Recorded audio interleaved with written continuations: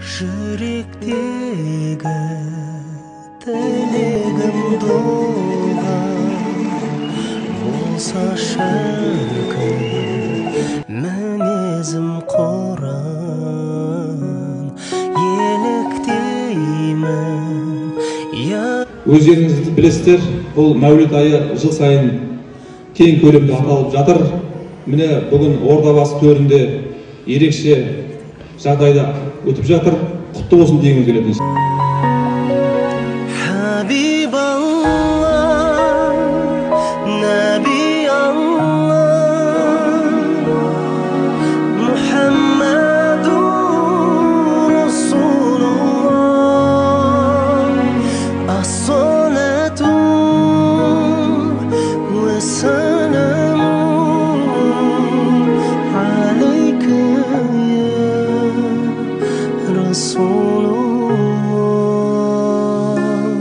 Bir sәтке де шайқалмай арма өтіп кетер байқалмай жалған